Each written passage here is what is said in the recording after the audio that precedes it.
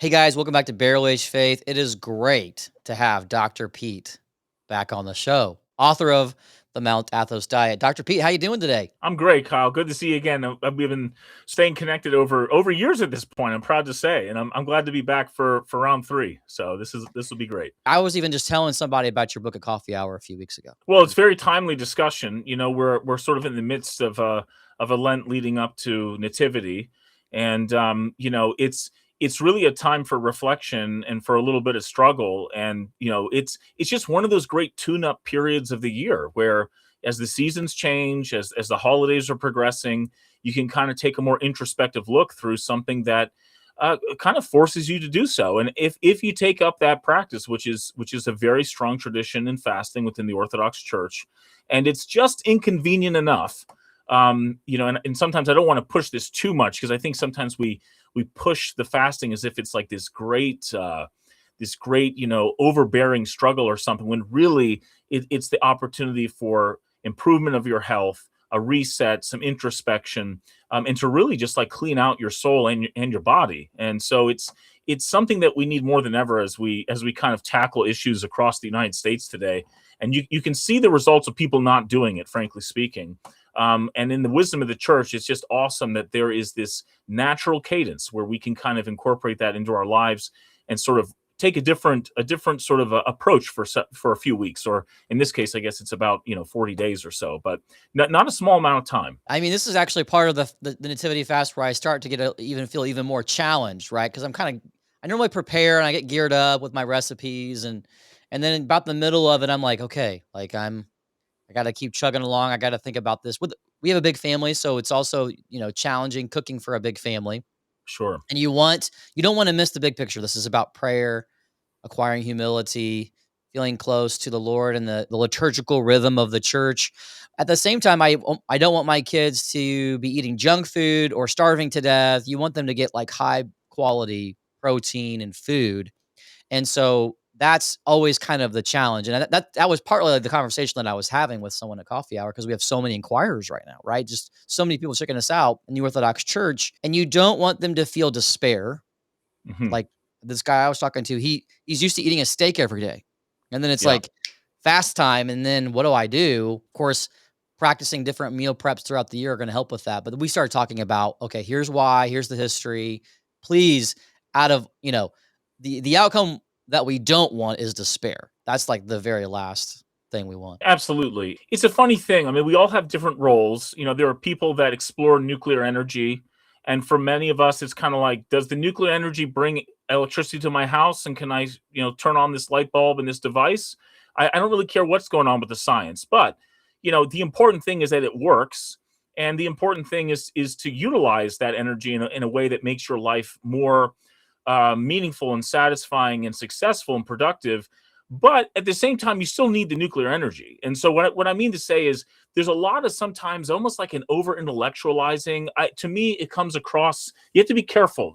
A lot of people start out by saying, what, it's not about the fasting, as if they're just like so intellectual and they're so spiritually advanced. And I'm like, okay, yeah, it's not about the molecules of food that you're putting in your body that are going to bring you into the kingdom of heaven.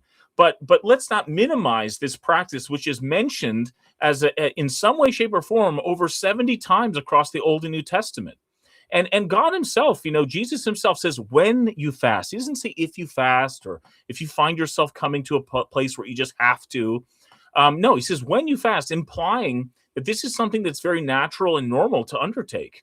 And as a medical doctor who works in the emergency room and sees the limitations of Western medicine, you can see that there's got to be something else that God gave us that might just bring us a little bit more solace and sort of a salve the suffering that maybe even with all of our great gadgets and technology and cheap energy just can't mimic really in effectiveness. And fasting is that thing.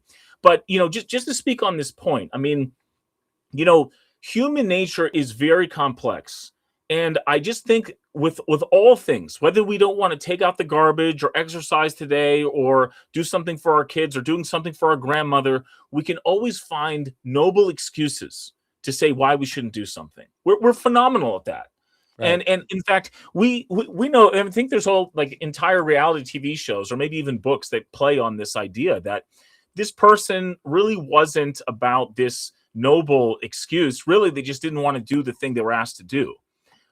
Maybe to come up with a very inflammatory example, maybe this man doesn't hate his wife, and maybe he doesn't want to actually like. He's talking about divorce. He hates his wife. He comes up with 50 reasons as to why that's the case. But really, the guy is just a lustful loser. Like it's not about his wife looking any different than she did 6 months ago or us growing apart. It's like you're battling with the vice called lust, and you're coming up with intellectual ways to justify that. And so just take a step back, face reality, and face what really is rotten inside of yourself. And so I would say that fasting kind of is the same thing. It's an incredible tool. It's very effective, not just for physical healing, but also spiritual healing. And I hope we can talk about that bridge together. But be very, very careful when someone just becomes a little too like 30,000 foot view. Hey, I'm smart enough and good enough to know that it's not really about the food.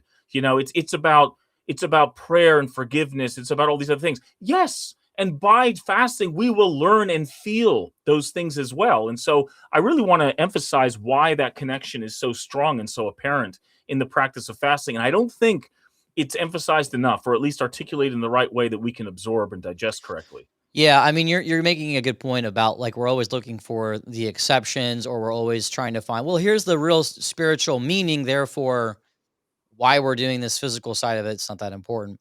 But I'll just give you a quick little example. We've seen that happen in church history with the sacraments, where Hmm. groups begin slowly walking away in the Protestant world. You know, oh, there aren't all these sacraments. Maybe there's just a couple, and then eventually you get to a form. It's called Quakerism, where they Hmm. don't even baptize anymore.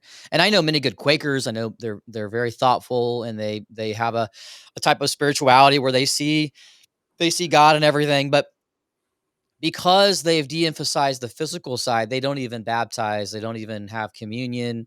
And Hmm. so there's real implications, of course, behind that from an Orthodox perspective. And you can do the same thing with fasting, where you're just, well, let's just try to figure out, why we're fasting. And then you forget about, oh, wait, I'm supposed to actually be fasting. Well, yeah, no, it's a great way of bringing that topic up. I mean, it's almost like a faith versus works dilemma. I mean, imagine if we were to treat our wife the same way, or our spouse. Yeah, I really love. It's about me loving them, but I'm not going to do anything for them. It's really about me loving them, but I'm not going to forgive them. Like that doesn't seem to be consistent. And so I think we need to realize that we might be doing the same thing when it comes to something like fasting. Not that there aren't other more important topics to sort of emphasize where that can be lost or disassociated. But you're absolutely right. It's like, yes, it's not really about um, communion and this physical thing that we put in our mouth. It's about forgiveness and community. It's not about baptism. God can baptize us. He can save us no matter what. Well, yes, but like why do we consider ourselves so special and so unique that like God's definitely going to use the trump card to get us out of jail? It's and by all Right. means we hope that, but Yeah. I don't think we should make that the a strategy of all the things he asks us to do. Like there's billions of people, every one of those people is special in the eyes of God, and I guess also equal.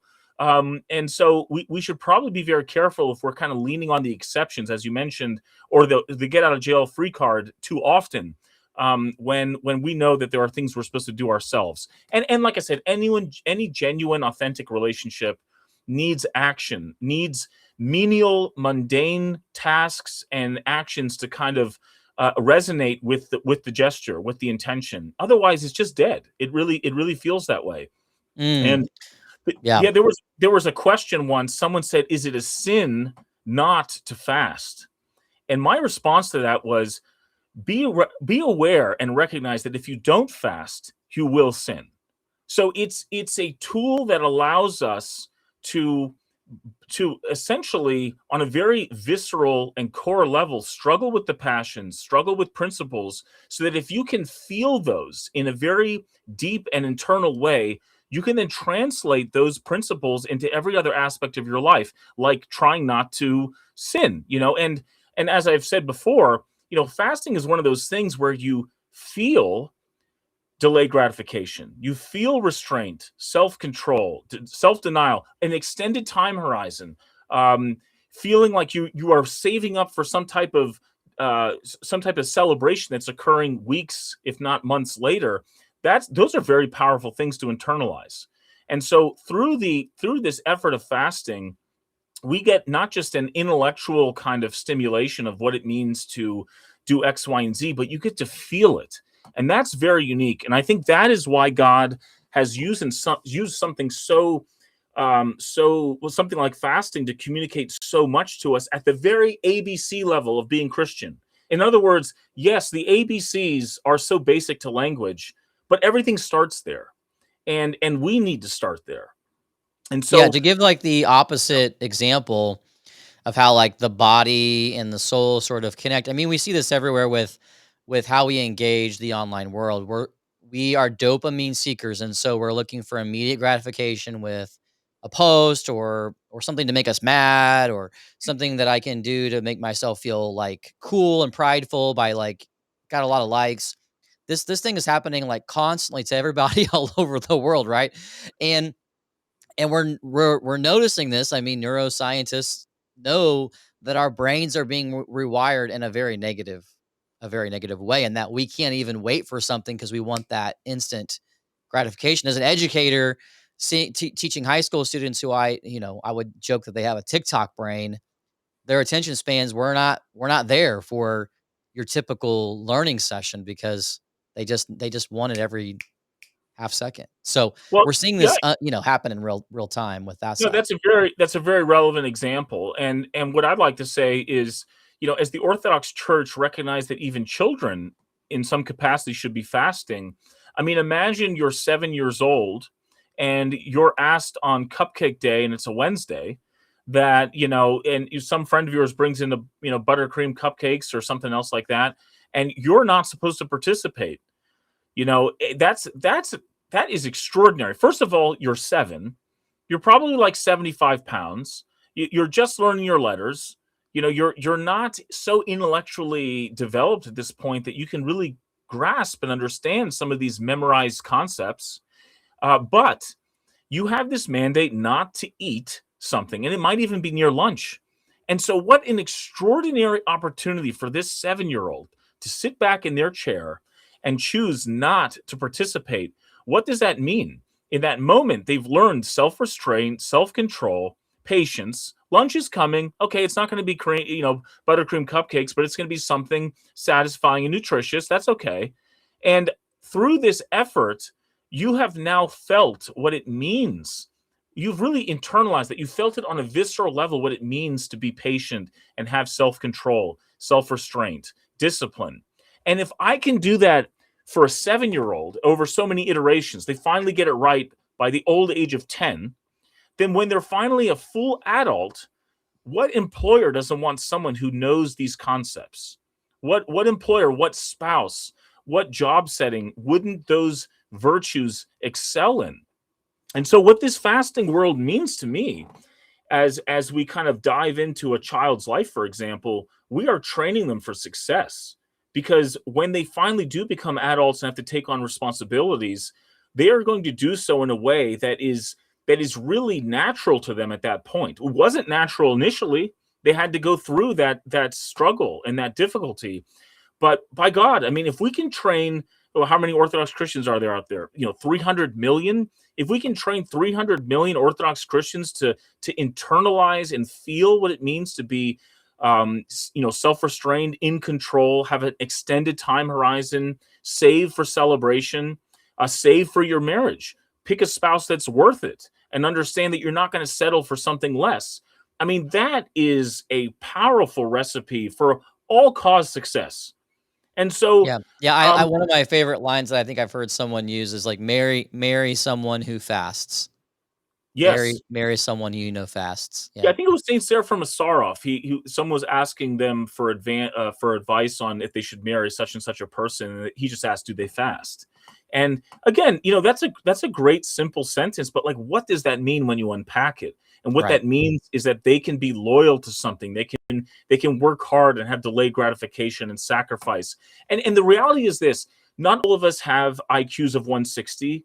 Not all of us are, people that have the same genetic profile or physiological sort of tendencies. But if we can teach everyone through fasting, which is so visceral, and we can talk about the anatomy if you want, but why that would be the case, why it's so visceral and so core to us, then we can speak to all people. And like, that sounds very Christian. I have an engineered technique that can teach all people at almost every age throughout their life these incredible virtues. And to me, that rings very true. It's a humble tool. It's a universal tool. It's an accessible tool. It doesn't matter what your IQ is, your height, your weight, etc., gender. It's a universal. And so that's why fasting shows up 70 plus times in the Old and New Testament as something that we're supposed to do. Yeah, so tell us more. I know we wanted to talk about that today in today's show, how the soul and the body sort of relate or interface with each other when it comes to the nature of fasting. I know you've got this stuff in your book, but you said you're just picking up more and more things over the years. Yeah. Maybe we can get a follow-up book here coming out down the Yeah, road. That'd be awesome. no, absolutely. We're kind of fleshing out these concepts. I mean, first of all, communion is one of the highest sacraments we have in the Orthodox Church. And in theory, you should have it every day. And as we're preparing for that, we're supposed to fast. And actually, it's one of the more strictest forms of fasting where we're not supposed to eat, period. The night before, some will even say after dinner. But you might be going, 12, 13, 14 hours without any food at all, and maybe a similar amount of time even without water. So you get to communion and you participate in something that fundamentally is a food substance, right? We're putting something in our mouth, we're digesting it, we're absorbing it, and we're partaking of it. And there is a very beautiful, poetic, sort of statement said right before communion comes out for the healing of soul and body. Well, why does it say anything about body? And the reality is that if you are prepared to have communion every day, and you have communion every day, well, almost by definition, by mandate in this Orthodox tradition, you will be intermittent fasting. And at the same time, we aren't just like intellectual brains. We need to kind of manifest these principles in our life, and that many times comes through the practice of ceremony and ritual. Now, I think communion does have benefits even beyond sort of like this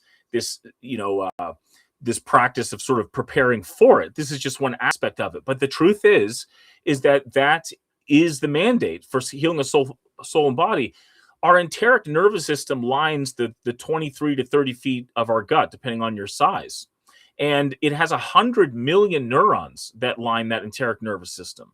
There's 100 trillion bacteria that live in your gut that make things like serotonin, which we were talking about, these dopamine fixes, serotonin, adrenaline, norepinephrine, all of these things are involved with sort of these neurotransmitters that allow us to think and do the things that we do. But 80% of our serotonin comes from our gut.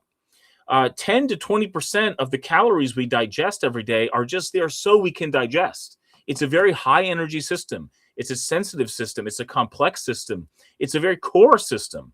And there are two branches of this autonomic nervous system called the parasympathetic and sympathetic nervous system that line our gut. And they give us energy and they allow us to rest and digest or do things like fight and flight. We can talk more about that. But the point is that when you interact with your digestion, you are interacting with some of the most core aspects of who you are as a human being. So that if I want to reach the brain through the gut-brain axis, I need to start with the gut.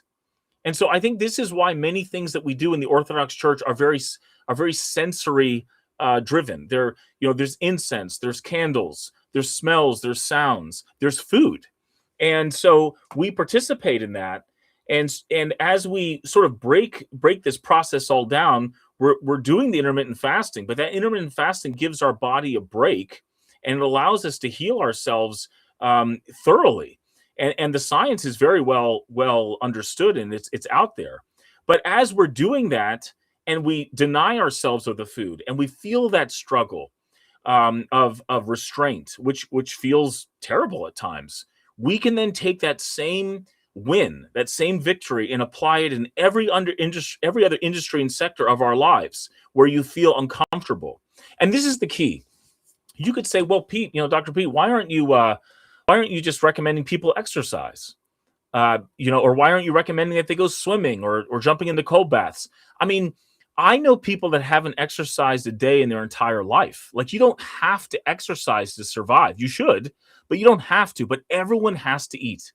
Everyone has to eat. And this is the touch point that we can keep interfacing with every day to reinforce these concepts, so that these powers between good and evil, these struggles between good and evil, we can sort of win those battles every so many hours throughout the day.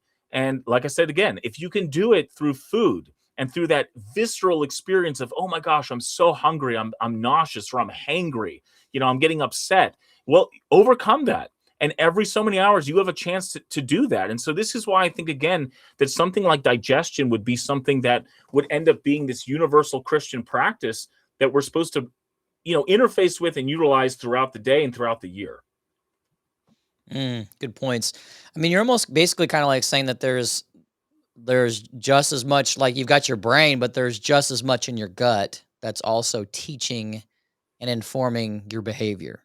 Is that Yes, that partly what you're that saying? it is. It is. There is brain power essentially in your digestive tract. And that interface not only is large, but it also has a huge influence on how your brain thinks. I mean, there's even studies now that show that your microbiome, the bacteria that live in your gut, can make you more prone to depression, schizophrenia, anxiety, every mental illness you can think of. It's interesting that there's a correlation. And it's interesting that the Orthodox Church has decided to allow us to participate in certain foods throughout the year and abstain from them other times. And how that affects the microbiome is massive. The types of food you eat change the bacteria that line your gut, and those things will make cofactors and enzymes and neurotransmitters that our brains will utilize, our bodies will utilize. And so in that regard, this is a very complex machine that God has given us, and that is the first point of contact with much of what we do. I mean, all the cultural emphasis on the foods we eat, when we eat, how we eat, who we eat with. There's even cultures you don't want to eat with someone. That's a pretty big insult. I'm not going to touch this food you touch. Why is that? You know what? I'm not going to. I always thought it was interesting. When you kiss a person, why do we do that as human beings? What is that all about? And I think what we're doing is we're actually exchanging a microbiome. Like to kiss someone is to essentially line your gut in the future with some of what they have, and that's a pretty intimate exchange. And so what's happening there? I thought it was interesting. Last spring, I tried to do a little bit more than just the average Athos diet. I tried going without some food for a few days. Still had water, still had electrolytes. But what I noticed was my metabolism had increased over that time. Well, this is very strange because what I said before, 10 to 20% of our energy requirement a day is just for digestion. What was my body doing with all that extra, let's say, output? And I think what it was doing, it was healing my body in all these ways that we understand science to do. So God in the cadence of the church, through the dynamic sort of calendar of the year, gives us a chance to heal. And there's 2 points I think are worth really bringing up. One is that many forms of cardiovascular disease, coronary artery disease, atherosclerosis, if you eat this diet that the Orthodox Church recommends, which is essentially a form of a variation of a vegan diet for a short periods of time, within 30 days or more, you can reverse a lot of these risk factors. Like, literally, the labs improve. The signs of these diseases in your coronary arteries and in your arteries in general, those risk factors decrease. Isn't it such a funny thing that we think that we're going to survive till Pascha? Like, isn't it such a weird thing that we think we're going to be there with our kids for Christmas? Isn't it interesting that the Orthodox Church is literally healing your body so that you don't confound this holiday celebration with a funeral or with a hospital visit or with pneumonia or whatever it is? And so I think it's just absolutely brilliant that we're in a faith that understands reality and the gravity of that reality and gives us periods of time to heal ourselves so that when we get to the resurrection, we're there without any confusing signals. And this is the other point I think it's very, very key to recognize. We ask ourselves, and Jordan Peterson talks about this, Jonathan Pajot talks about this, sort of aligning our lives with the highest good, ourselves, our family, our community, our nation, to the highest good, which you could say is God. Okay, great. How do we go as deep as possible to align even our physiology, every cell in our body, with the highest good? And I think the answer to that is through fasting. Because if I can limit when I eat and make that align with the calendar of the liturgical year, I can literally ensure that every cell in my body is resonating at a frequency that glorifies God. I mean, that is powerful. So I'm not just like doing it through, oh, I'm hearing the hymns, that's nice sensation here. I'm tasting something, a bread, that's great, or I'm thinking about something spiritual. I am literally, my being itself is aligned with God right now at the deepest chorus level. And that is the most extraordinary Christian phenomenon I think that we can really put our finger on. That is Mm. true alignment at its deepest core. You're glorifying God even in your own body. It's a type of prostration. It's a type of humbling yourself, even just by giving up certain foods that you enjoy. Um, you know, I always look at things from a cooking and hospitality standpoint, partly because I almost went to school to like be a chef. So like I think about those things quite a bit. And I also think about family life. So when you're talking about this challenging how we live, this challenging glorifying God in how we do all things, I think about this. I was just telling somebody this who was challenged by this teaching and practice of fasting, was like, look, it's really difficult to follow through with this fasting without coming up with recipes and slowing down in your own life. Like Mhm. it's, I mean, you can do it, but you're going to end up at Taco Bell a lot and asking for them to pull all sorts of ingredients out of your burrito, right? Yeah. But it's way better if Sunday night and certain nights throughout the week you're like, okay, I'm going to plan some meals. I'm going to really spend time preparing these things, and we're going to sit down as a family and enjoy this meal. So I actually tend to cook a lot more even during the fasting season. It's kind of ironic, right? Like we're Yeah. eating less food, but I'm challenged to like be at the grocery store more. I'm challenged to be at the stove more, challenged to be thinking about family time. And when you slow down, you find yourselves at the dinner table more, well, then that's the opportunity to be talking about, well, what feast day is it today? Oh, it's St. Lucy's Day. Who's Mm. St. Lucy? Martyr who died for her faith. Got her eyes plucked out. What? So it creates all these opportunities as a family to even just slow down and talk about your faith, which I love. It's funny. I mean, the Orthodox Church has been certainly in empires where they were dominant, but certainly has been in phases of its history where it was persecuted and still is to this day. And I always just thought it so funny. I mean, as an American, we live in a essentially a castle protected on all sides from ocean from our enemies. And so, we're not really used to hearing about martyrdom. But coming from a Greek American family and having family in Greece, and Turks had occupied Greece for almost 400 years or about, still having its effects to this day. Really, we know many of these stories where things got really serious very quickly. And once again, I'm telling you, like, not that I wish it upon anyone that they have to go undergo something like martyrdom, but there is nothing more visceral and more raw than the pain and suffering that goes on through that process. Oftentimes, it is starvation, it is isolation, it is pain driven, and so again, in the United States, we are not used to overcoming those things at all. I mean, in some ways, if you ever wanted to meet the softest, and part of it's great, right? We live in a civilization where we're safe, things are accessible, instant. That's wonderful.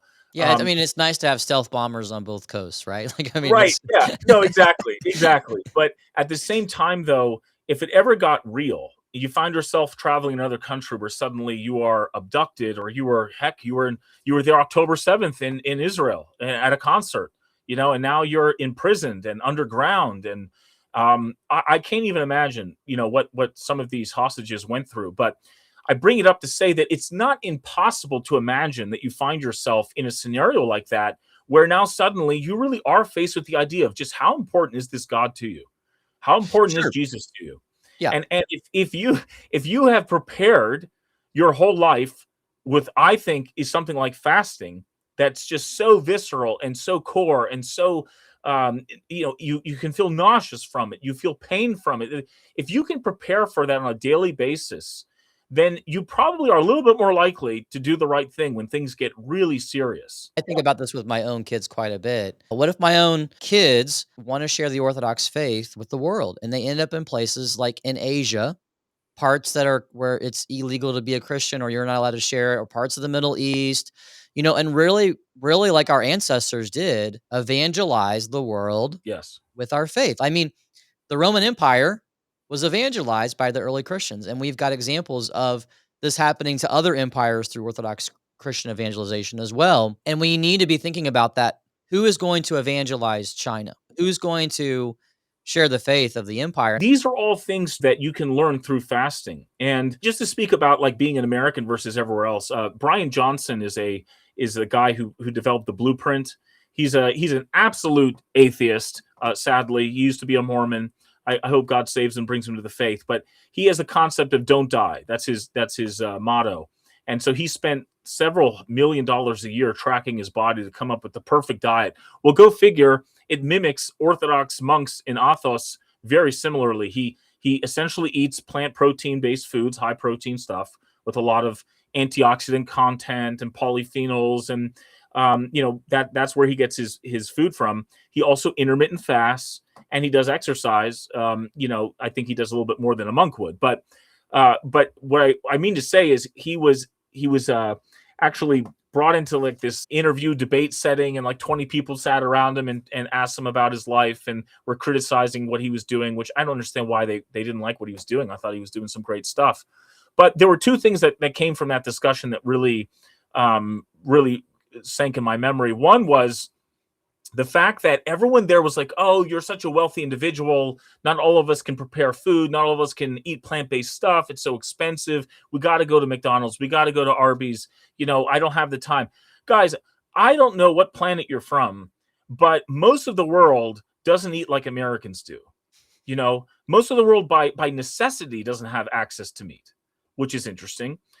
Most of the world, when you say you're impoverished and you don't have enough food, you're cachectic. You look like skin and bone. You don't look like Americans do, who are impoverished with the cell phone and subsidies, etc. And again, thank God we live in a country where the lowest floor of poverty is something that extraordinary. But many times, and this is a well-known correlation, the most impoverished of America are the most obese and most unhealthy, by the way, too.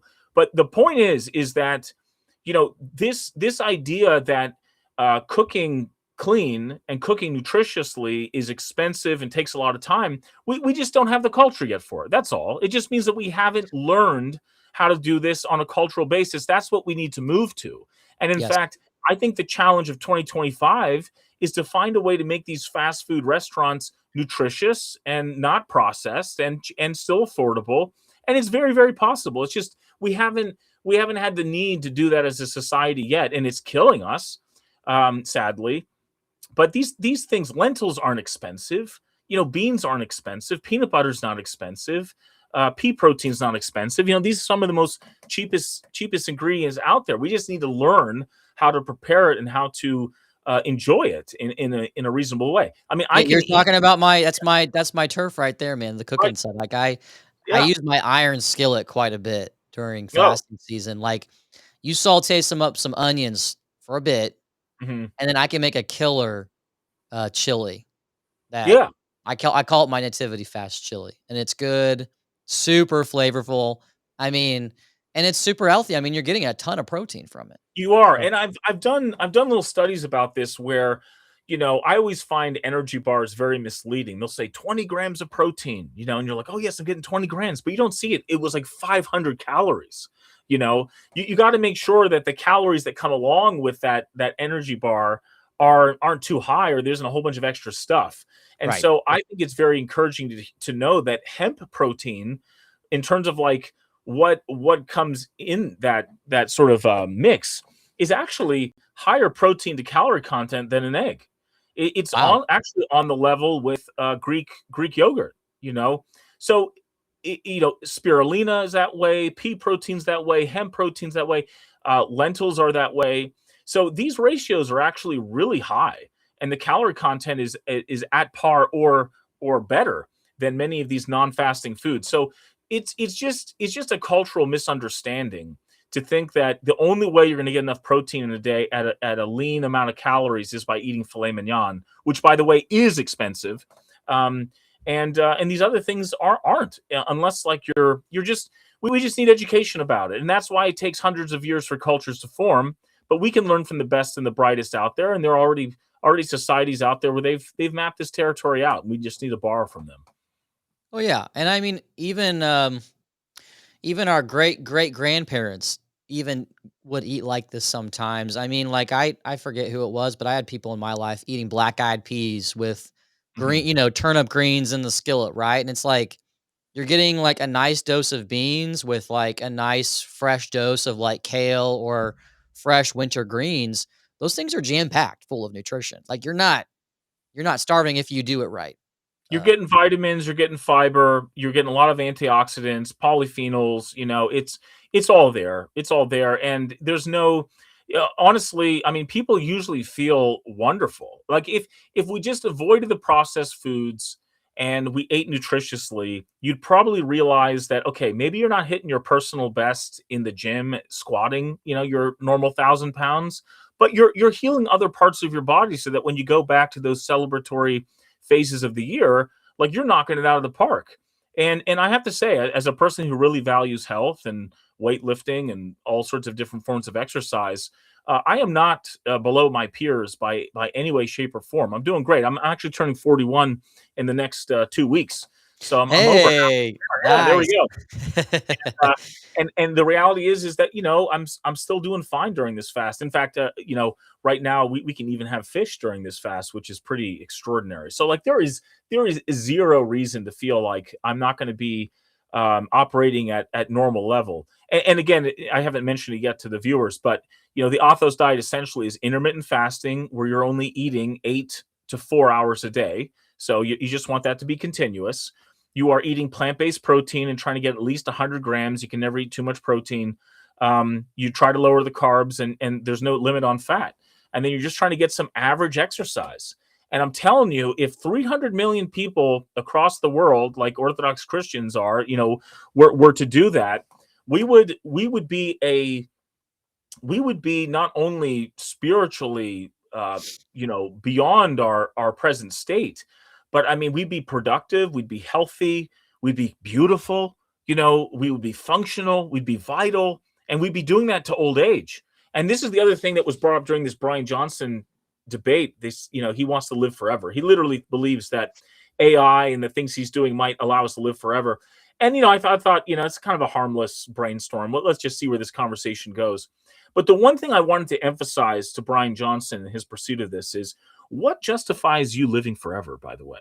Right. Like, how do you justify the idea of living not just to 80, but maybe to 200? And what are you going to do with that time? And what makes you think that you even deserve to live that long? And because the reality is that maybe we don't see it as living forever, but if the average age for a lot of human history was till the low 50s, and we have people living now to 80 and 90, with some quality of life, what are those people doing? And I just see a lot of Netflix, I see a lot of news, a lot of screens. They're not watching their grandkids, they're not getting up and being a part of their community. And I think it's us, along with, we're talking about the cultural aspect of things, right? We got to teach people how to eat right, nutritiously, cheaply, affordably. We also have to teach people what they're going to do with all this extra time. And we better not be using it just to like self gratify and consume. We better use it to be a part of our community, a part of our church, to raise our families, to make sure that the great grandchildren are taught in a certain way that is meaningful, so you can pass on that wisdom. Yeah, um I yeah. love the example that you're giving. I mean, if you were to go back to the 1st century, I mean, this is one of the most beautiful things about why the apostle John lived for so long. All the other apostles are gone, and he lives Mhm. to be a very old man, and he is able to, like, overlap with the fathers, like, in a Yeah, significant way, yeah, right? yeah, And so he's able to, like, mentor and hand on the faith and create the stability of the faith, where you can't just be like, "Well, all the apostles died and the fathers just made this up." No, they have the apostle John. And yeah, so thinking about that, I think about that with my own life. Like, why do why do I wanna live a long time? I mean, if I were to die tomorrow, it's gonna be okay. I mean, I wanna live a long life for my yeah, kids and yeah. grandkids, but I wanna live a century, not for selfish reasons, though. And I'm not saying that out of, like, prideful reasons.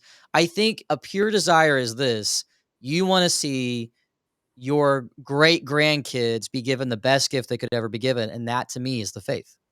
So I wanna ensure that just not just my kids get it or my grandkids get it. I wanna make sure my great grandkids get the Orthodox faith. What incredible quality control that would allow. Absolutely. Oh man, I hope that is achieved. And I think actually I was looking at a timeline of Adam. I think that the stories of Adam and Eve in the garden and the people living as far as they did, I think they're literal. I really do believe people used to live a lot longer prior to the flood. But it's interesting when you look at how long Adam lived, he died like 100 years before Noah was born. I mean, in other words, he literally had an impact on all of these generations of people. Like when we say, "Hey, where does this idea of sacrifice come from?" Adam and Cain and Abel. Like, where did there was no Jewish religion in the time of Cain and Abel, but there was an oral tradition. There was an oral tradition passed on because Adam walked with God in the garden. He learned a lot. He passed it on. He was the ultimate patriarch, making sure that his descendants were trained in the right way and understood what those oral traditions were. Again, this is hundreds of years prior to the coming of Moses and him giving us this retrospective, version of history. But that's powerful. And in fact, if I was to give the devil its due with any New Age person, where they talk about, oh, you have the sort of New Age movement. Hey, let's get rid of religion. Let's go back to what it was like. The only validity I think to anything they have to say is there was a period of time prior to Judaism, Israel, where there was some type of cosmic religious understanding that just wasn't as formalized as we have it now. What did people do then? I like to think that Adam was saved.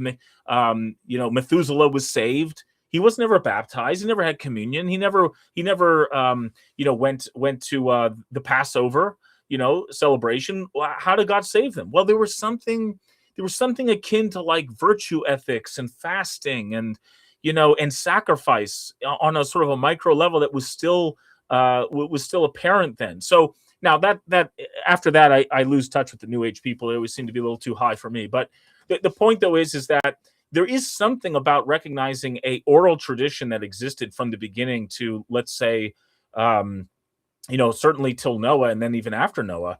But all of these things sort of emphasize sort of this common sense, intuitive, religious sort of role that we can take on. And it's just interesting to me that fasting makes the cut. No matter what that religion looked like, as simplistic as it was, fasting was there, sacrifice was there, being a good father was there, and that ability to pass on that wisdom from generation to generation is very, very powerful. What would society look like if great grandparents and grandparents were there helping raise the children, which, by the way, is one of the biggest costs to Americans today, is just babysitting?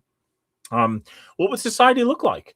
And I think there's something really strong to examine in that regard. But isn't it funny that something as simple as fasting, in the way that the monks of Athos do it, and in the way that Christians are supposed to do it optimally, would allow us to achieve that dream? It's a big opportunity, but it's also a great responsibility. And I think what's key is that even if we don't even if we don't hit the mark as to what that time is supposed to be used for, we as Orthodox Christians need to understand that there is a job description, there is a goal, there is an aim. And one of the worst problems I think in America we have today is that we don't even want to agree on goals and aims anymore. No one wants to come out and say, "Hey, this is what just Americans do." Well, no, that's racist, or that's judgmental, or that's being lacking political correctness. And meanwhile, we're all kind of floating in the ether, not knowing like what direction we're supposed to go in. By all means, people fail and they have shortcomings, but let's at least agree on the goal is marriage, and having children, and there's a certain sequence to that, and there's a certain way of eating and a certain way of living that's worthwhile. And this is where I think we do need to get more menial. Like, we do need to talk about fasting mechanically, because when you start getting too intellectualized, oh, we don't need the fasting, it's not about that, and it's not about the baptism, and it's not even about marriage, it's about love. It's not about children, it's about caring for others. What are you talking about? Those are the ways that we express those virtues. And so that's where I think you go down a slippery slope, and this is where we need to kind of Yeah. come back to. I mean, you see this in the biological world, ecosystems. I mean, there is an actual pattern and way of life. You look at a structure of a plant. Yeah, it gets sunlight, it gets nutrition, but how? Well, there's an actual physical structure to how these things happen, and this it's the same way with the spiritual life. The physical realm has a big impact. Like, our way of life has a big impact on that. And the ecosystem. I mean, I worked for an environmental center, and you learn all sorts of things about, like, how intricate, like, the insect world is to, like, our crops, and there's this Mhm. interconnectedness. Well, God just happened to design not just that, the plant life and insects, he did that with us. And so marriage is a part of that ecosystem, Yeah. our church is a part of that ecosystem, how our nation or empire functions is a part of that ecosystem, and your uncle, by the way, Dr. Timothy, Ethics of Beauty, I got the book Yeah. Yeah. right there. I should go grab it, but I mean, he's doing that on a society, like, he's giving us Yeah. the Orthodox worldview at every sort of sector of society, and Right. Right. those things matter. They do. They do. And again, it's like, guys, we need to live on earth with our feet on the ground. Like, by all means, let's have our head in the heavens, but we need to keep walking on soil in the meantime. And so, as we sort of charm ourselves into thinking in 2025 that we don't need these mechanical, mundane mandates, orders, rules, it's like, okay, do those things and hypothesize and intellectualize on top of that, but you have to at least do the basics as well. Mhm. And so that's the yin and the yang. We just got to make sure that as we really do sort of take it to the next level theologically, spiritually, that we still are doing the basics along the way. And I see a society in America, and even among Orthodox, communities, where they're forgetting the basics, and it's only on the basics that we're then going to be in a state of mind to kind of take it to the next level. But we need to go back to center. Let me ask you this question, this will be one that'll be interesting. I think about this, about the future and what role, fasting and self-control can play on these things, but, we're moving into an age where technology is opening up new paths for how we think of like, our what it means to be a human. We might call this transhumanism, where, hey, you can edit the genes of your baby before you have your baby, right? Like, pick which embryo you want, edit the genes, selective things. And we see this being advertised online now. Um, and let's say most of society goes that route. Well, as Orthodox Christians, we know we can't. There's real ethical issues with that sort of thing. And we can think about a whole host of other options, right? Like, other temptations, other technological temptations to get ahead. Like, my kids are going to be better than your kids because we've given them these sort of genetic selective advantages. How could, people who opt out of that system, because as Christians we may have to opt out on a lot of this coming down the road, like, right, AI stuff, we have to think heavily about that, pray heavily about that. How can what we're talking about today impact our own discipline, our own approach as Christians in a world that's trying to get ahead through shortcuts? Well, somehow this seems connected to what you're bringing up. I think what's really amazing about living in 2025 is we finally peeled back the onion so far back that you can really see what the face of sin is. And I'll give you this example. There's this latest breakthrough with Neuralink, and essentially they're helping people do all sorts of things. They can help people see, and paralyzed perhaps walk again, and it's pretty amazing stuff. I mean, I welcome medical advances, but it also, interestingly, as they're examining how to help people walk and see, they're also helping people have orgasms. And so they can actually stimulate a part of the brain so that that you elicit this experience, and suddenly you can have an orgasm. To me, it's like there's something wrong with that. Why do I fundamentally already just first topic sentence feel like there's something wrong? So I went back to in my mind, okay, so there's something going on there that just isn't right. What is the issue? So I think to myself, okay, let's say a million years ago there was some man, he was plagued by the by the vice of lust. He finds some woman in another tribe. He's violent to her. He assaults her. He rapes her. Okay, why is that sinful? It's very obvious. Everyone in the 21st century would say, "Oh my gosh, that was just terrible. Why, that's such evil. She was abused physically. There was probably a baby that resulted. Now she has to raise that child alone. She's shamed by her tribe. Maybe a man doesn't want to be with her anymore as a result. That man himself, committed these different violent acts. Okay, that's very clear. Let's go through another several 100,000 years. Now there's a man plagued by lust, finds a prostitute. The woman's willing.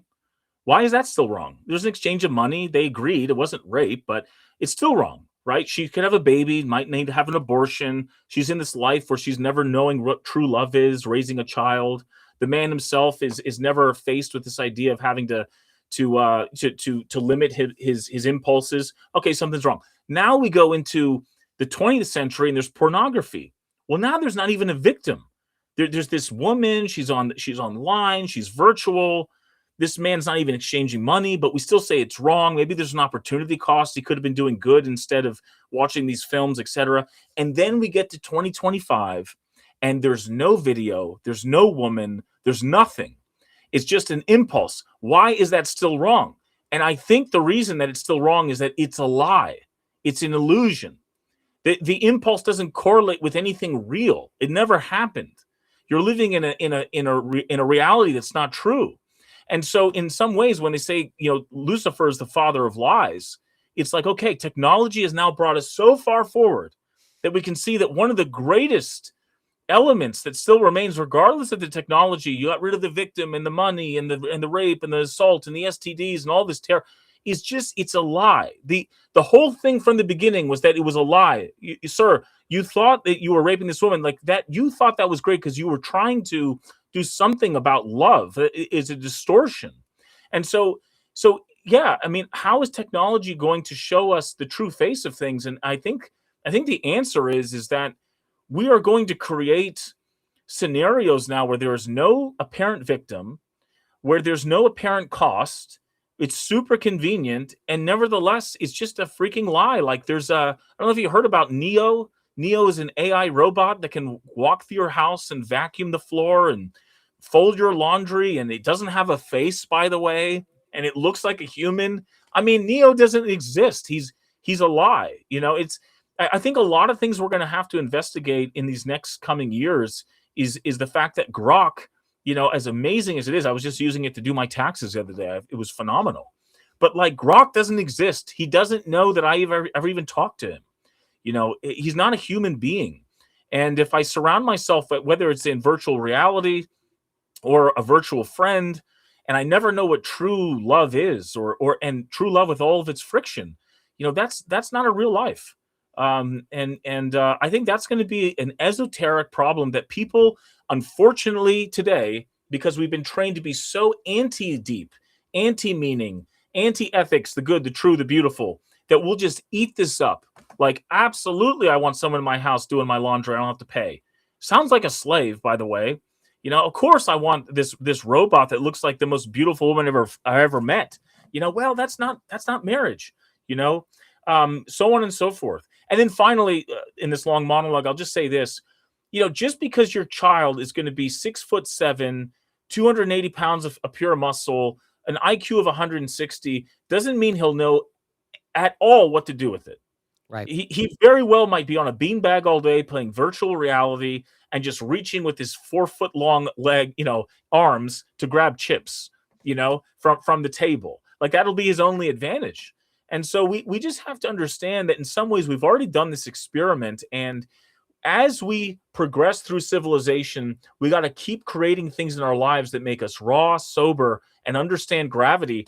And again, I go back to fasting. This is the universal, timeless practice that regardless if Neo is serving you a cup of tea or if that thing is complete an illusion, this thing with fasting will be real. It will anchor you, and it will remind you that these things aren't like what you're feeling. They're not visceral. They're not core, and they're certainly not good.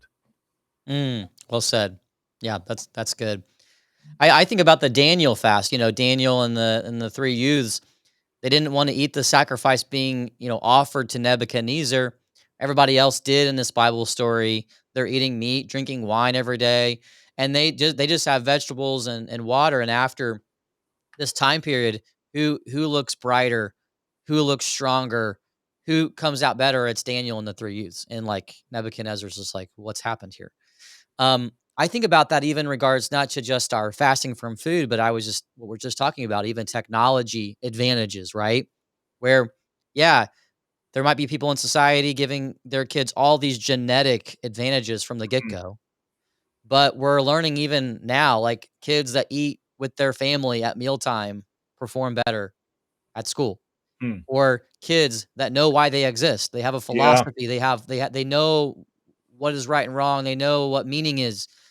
They thrive better because they actually know how to organize data. It's not like just like chaotic in their Yes. brain. So I'm not afraid of the future. I think it's an actual an opportunity to have our Daniel moment where the pagan kings of this world will come out and see why do they look ahead when they've rejected all these advantages? Hmm. And it's because perhaps they're following the saints in our Lord. Well, and again, I mean, again, not that the most important element of your story is about the mechanism, but I think it's it has bearing to bring it up that God engineered the world. He engineered our physiology, this complex ecosystem. And when you intermittent fast, your body literally heals itself. Your blood pressure drops, your cholesterol drops, your insulin sensitivity improves, your insulin resistance goes down. You're literally there's these things called the sirtuins. There's seven of them. They call them the magnificent seven. And when you fast for prolonged periods of time, they are released, and they're so powerful they will extend your telomeres, which are directly related to how long you will live. They'll repair DNA from things that eventually turn into cancer. You get pluripotent stem cells, literally stem cells that travel throughout your body when you're in a fasted state that go to areas that need healing, and it'll just become that tissue. Oh my gosh, you have inflammation in your knee and you need some new cartilage. Boom, I'm there. It happens in a great way, in a great concentration or increased activity, at least when you're in a fasted state. And so I like to tell people in the New Testament, there's this great line. It says, when you fast, don't cover yourselves in ash and look morose, cover yourself in oil, look radiant. My mind is this. That is a litmus test to tell you if you're doing fasting right in the first place. If you can't look radiant and full of energy and positive and productive, you're doing something with your fasting wrong. And so what I'll say right now, I haven't eaten since yesterday afternoon. I'm feeling good. Like things are okay. I'm probably in ketosis right now. I'm probably resetting all the inflammation in my liver, and I'm probably healing future cancer, God forbid, that I'm setting myself up for from bad life decisions. But all of these things translate, and they come with the territory. We live in a very compartmentalized society where we think if we just got this vitamin, we're good. But the reality is that in the process of picking the orange with the vitamin C levels the way that it is, you're with your family, you're outside getting vitamin D, you're breathing fresh air, you're getting off your butt, and you're moving, and all these things come with the territory. It's why kids, they eat with their family. That means they have a family. They have parents that are coming home at a decent hour. Someone's prepared the food. Cooked food is probably better than the stuff in plastic. And so all of this stuff comes with the territory, and it's sort of an aspect of optimization that cannot be fully mimicked. We love to hear about a practice or a mandate that gets us ahead, but the reality is that there's a certain territory, second, third, fourth order effects that come with some of these decisions that are also beneficial, and you can't just like fake those. You need a dad, you need a mom, you need siblings, you need several siblings, you need fresh food, you need to prepare it. You need to live in a community where there's safety. It's all of this is part of that map. And it's funny. We like to go upstream to see what the first cause was, but there are a lot of waterfall effects that are just as important, and you cannot prescribe those. They just need Mhm. to come in with those virtuous decisions, and everything kind of waterfalls after that. Yeah, we know some of the science behind this, but there's a lot of mystery still out there to how all these things connect. And your uncle actually talks about that in his book. It's like the third way of knowing. Like, it might be like someone who's studying whales out in the ocean. We know what's happening, but we don't fully understand why. We just know if we were to do something Mhm. to that ecosystem, we would throw it off. And our lives are very much like that. And God designed us to be a part of this sort of elaborate ecosystem that He's made. And I do think that the gift that the church has given us, we may not fully understand why, right? Yeah. But it totally brings about um, this way of becoming a saint. Yeah, and again, just to punch the point home about the power of fasting. I mean, how those things affect you later on in life. I mean, I've been in emergency rooms where a toddler comes into the waiting room who is literally gasping for air, has an oxygen saturation of 80% when it should be over 94, is dying of pneumonia in front of us and in front of the people in the waiting room. And there is a guy there that's upset he didn't get seen sooner because he showed up 5 minutes before the toddler for his bruise on his elbow. Now, you could just say, "Oh, well, that's a bad person." He that should have just been obvious to let the toddler ahead. I mean, I'm telling you, these people were literally cursing the idea that this toddler was getting ahead of them in the line. And again, if you as an 8-year-old understood what it meant to feel a little uncomfortable and to wait and to delay and to allow someone else to enjoy something that you couldn't have, now you're 25, and there's a child that needs something before you need it, and needs that help before you need it, and that benefit before you need it, and you still feel uncomfortable. You deserve maybe to eat or to be seen. Like, it all is interconnected. So I'm telling you, when you fast and you overcome these principles in this low risk environment, very serious, that will allow you later on in life to be there in those moments where they're most severe, most traumatic, most tragic, and you can be a part of the solution to make sure that that tragedy isn't cascade into something else. Again, all of this comes in with what does it mean to be a Christian society, a Christian person, and we don't expect it. Like, we don't want to create scenarios every day where we're like, oh yes, this is where the toddler walks into the waiting scenario with pneumonia, the waiting room scenario with pneumonia, and I had to sit back and wait a few minutes. It's like, no, life isn't that predictable. Like, you need to test these principles out in a low risk environment over and over and over again, so that when that unique permutation of a tragedy occurs, you're ready to go and you're a hero. And you could be a hero that day by letting someone ahead of you. Um, I think it was talking about Christians being persecuted. There was this, I think it was a movie or maybe it was a book, but this lady was remembering how when she was a child, she was in this line, and there was during the Turkish occupation, and she was in this line, and every once in a while there'd be a man that would walk in front of her and push her back, like she didn't know why that was happening. Another man would come in. Well, it turned out that in a particular village, like 5 people were basically shot every day, and they would form a line. And if it was your turn, it was your time to get shot. And the men or these adults would walk in front of this child, unknown to the child, and just take a hit, like just had no idea that. Anyway, the point is, it's like, thank God we don't live in those scenarios, but like those situations will arise in your life on some spectrum of severity. And you just need to have the gunpowder, like the horsepower, to do the right thing in those moments. And thank God we have something like fasting to kind of give us a warm up to those moments. We can all be heroes if we just allowed ourselves to be. Well said, well said. As we close out the interview, man, this has been a blast. It's been fun hanging out with you again. Always great to have you on the show. And I want to make sure people subscribe to your channel and find your book and whatever you're up to. You've got a channel on YouTube Yeah. and other places. The authosdiet.com is our website. You can find our book on there. We have a YouTube channel called the Athos Diet and Instagram. But I have to say, lately I've gotten off of Facebook entirely for whatever reason. I just felt it was time for me to part part ways for different reasons or various reasons. But yes, you can find us on the authosdiet.com. And like I said, these fasting periods can be such a win-win for everything, for your life, for your health, for your spiritual journey. Don't minimize fasting.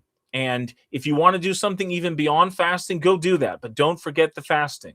Just like we were to say, if you're trying to get your health in order, please get your sleep right. It's so simple, but like it's you got to start with the basics. And so, with that said, we're several weeks away from Nativity, and this is a wonderful time of year. But if you haven't taken fasting seriously yet, there's still time, and I recommend that you go plant-based for this period of time. That you only eat 4 to 8 hours a day. That you do a little bit of light exercise. Take it easy. And it was so cool is in this age and day of so many things that like fail or that we don't get right or that we lose on. You can always get food right. You can always get when you eat right. Like let that be a win and a victory in your day to build confidence, to build momentum.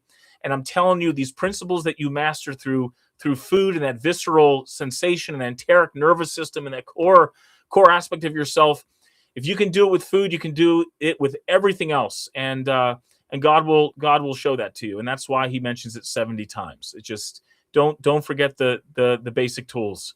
And have a wonderful Merry Christmas to everyone. Yes, yes. It's also a great opportunity to like even just like make some friends, share some recipes. I've acquired some friends just through that process over the years. Like, okay, we're in this fasting season together. What are you eating right now? And Right. you'd be surprised. Like that's a bonding experience in itself. Like Yes. even if they don't even live close to you, maybe you drive. We drive a good distance to go to our parish. Well, you can still share like an image of what you're eating that night, and they can, and you can figure out. Okay, and it's a bonding experience too. So that don't miss out on that opportunity to build in friendship, as well. No, that's a great point. And if there was ever a way to use these tools online to expand our horizons, I mean, it's just amazing. Type in anything you want. High protein vegan diet that tastes amazing. You can make it in 5 minutes for $5. Like someone's figured it out, and they're not even Orthodox. So, Yeah, like it's a great time in some ways to utilize these tools if you can just know what questions to ask, and the answers are out there. So, yeah, there's good Orthodox groups online too that you can find yeah, these kinds of recipes and things like that. Maybe we'll co-write a book someday with all of our recipes. That'd be fun. yeah. No, no, it's High great. protein man, Orthodox. That's right. Breaking bread together. There Absolutely, we man. go. All Absolutely. right, Dr. Pete, always a joy. We'll see you all next time, and have a blessed day. Bye-bye. Thanks.